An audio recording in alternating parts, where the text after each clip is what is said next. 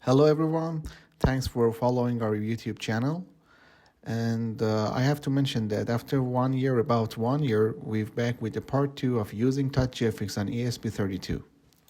It's been almost a year since we have uploaded our first video, and we are thrilled to share the progress. This video showcases a full TouchGFX demo designed and built entirely on TouchGFX interface and running smoothly on ESP32 WT32-SC01 PLUS 3.5-inch display.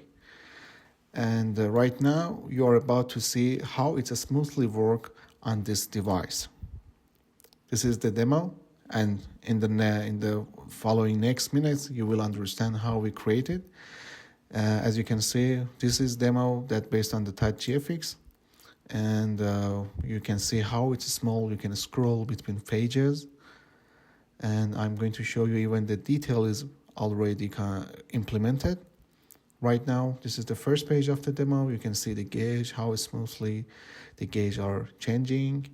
The next one is that even if you look closer, you can understand how everything is implemented correctly.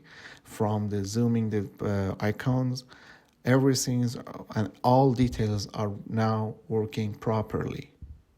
Even, for example, this microcontroller load is something that already implemented, and it is entirely embedded on the hall created by our team, and it is smoothly worked. For the next demo, you can see about the all ease out, ease in, and all type of transition, and it is completely work.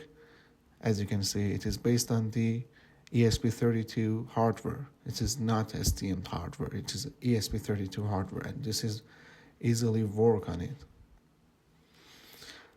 The most challenging part, I think, is about the text part. You can see how correctly implement the fonts, how correctly implement the text, outlines, whatever related to the text must be implemented correctly.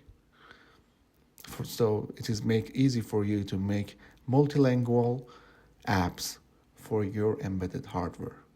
The next one is the charting system as a demo. You can see how easily and how fast it can draw the charts, how smoothly can control, and it is easy for use.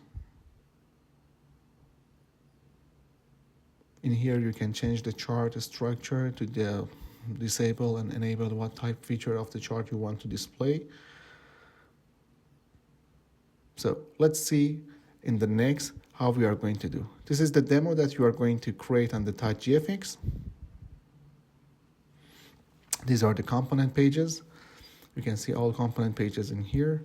Also, all resources from the pictures and other parts are embedded in here, and we are going to run the demo. We increase the video speed to see at least the result, and it is exactly that what you've seen on the embedded device, on the ESP32 device. It is exactly what you've seen.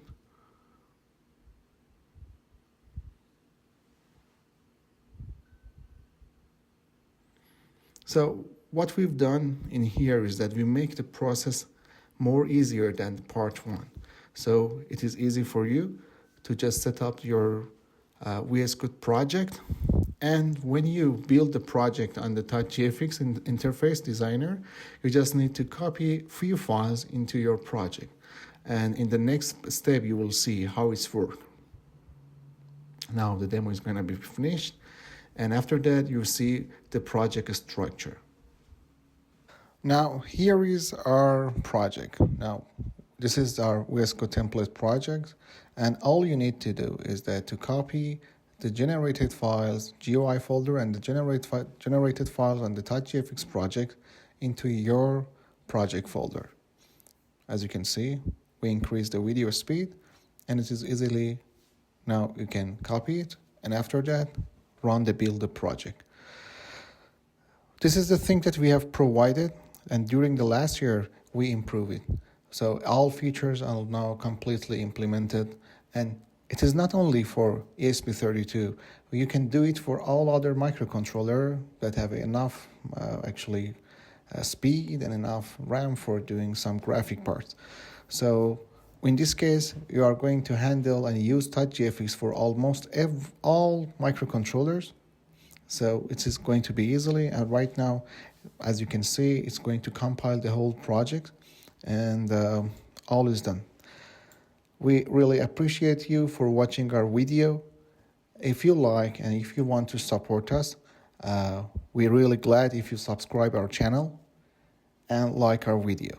Thanks for watching our video, and at least at the end, the project you can see completely built and uploaded to the ESP32. And even if you like to see again after the part, you can go back to the first of the video and see how smoothly the project is right now working on other type of microcontrollers.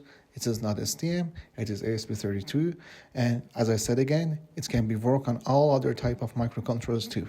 Thank you for watching our video.